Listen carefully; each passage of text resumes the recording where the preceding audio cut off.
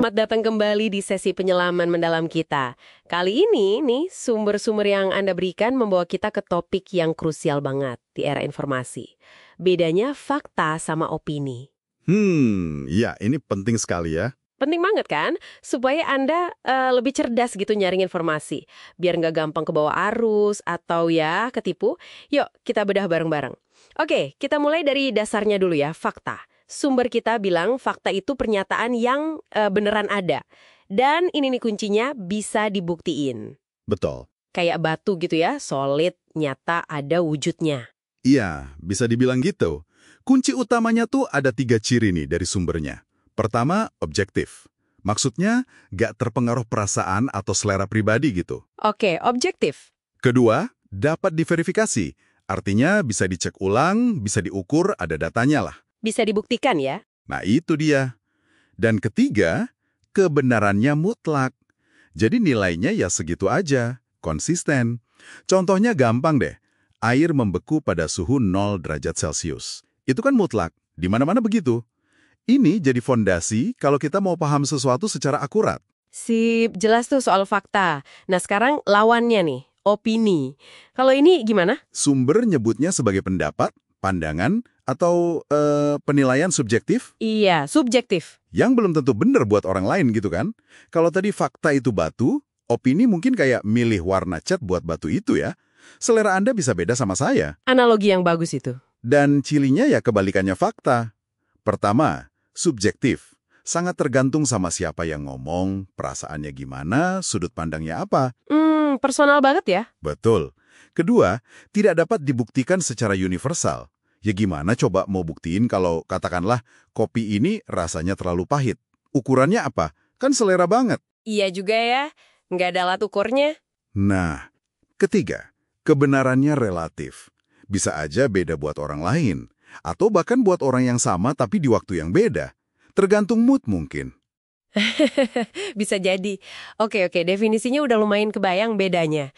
Tapi nih, tantangan sebenarnya kan pas kita lagi baca berita atau lihat postingan di medsos gitu.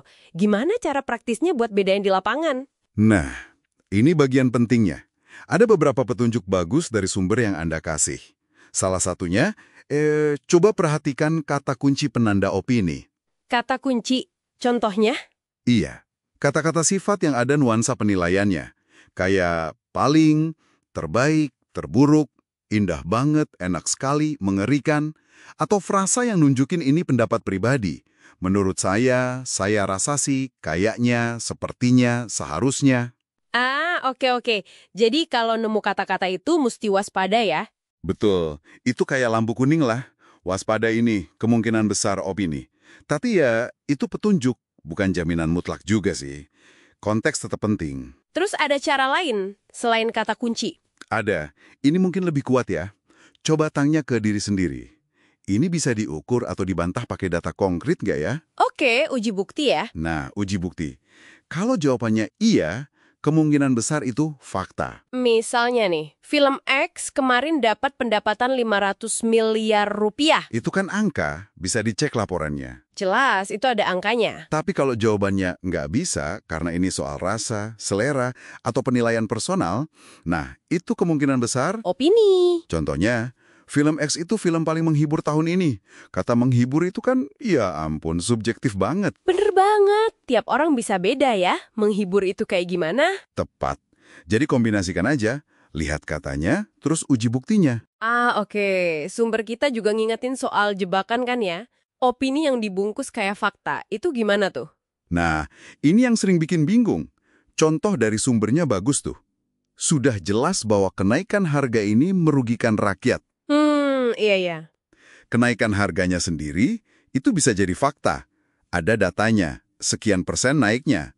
Tapi pas bilang merugikan rakyat, nah kata merugikan ini udah masuk penilaian subjektif. Oh, jadi merugikannya itu yang opini ya? Bisa dibilang gitu. Merugikan seberapa parah? Buat kelompok rakyat yang mana? Kan bisa beda-beda interpretasinya. Ini contoh bagus gimana fakta, kenaikan harga, jadi dasar buat ngeluarin opini, itu merugikan. Makanya penting banget buat selalu misahin antara datanya sendiri sama kesimpulan atau penilaian yang ditarik dari data itu. Oke, jadi gelasnya benang merahnya, fakta itu objektif, bisa diuji, kebenarannya mutlak. Kalau opini itu subjektif, personal, kebenarannya relatif. Paham bedanya? Ini tuh bukan cuma teori, tapi alat penting buat Anda jadi konsumen informasi yang lebih kritis. Iya, bukan cuma nelan mentah-mentah aja. Betul. Jadi bisa lebih jernih mikirnya, bikin keputusan juga lebih baik. Pesan utamanya dari sumber ini jelas banget sih buat Anda. Sebelum nerima atau mungkin malah nyebarin informasi, coba deh, jeda sebentar. Tanya dulu ke diri sendiri, ini data beneran yang bisa dicek atau cuma pandangan orang ya? Kebiasaan kecil tapi dampaknya gede ya. Banget! Nah, sebagai penutup nih, ada satu pertanyaan buat Anda renungkan. Setelah kita ngobrolin ini, gimana kira-kira pemahaman soal fakta versus opini ini bisa Anda pakai buat ngevaluasi argumen, nggak cuma argumen Anda sendiri, tapi juga argumen orang lain waktu lagi diskusi atau debat sehari-hari?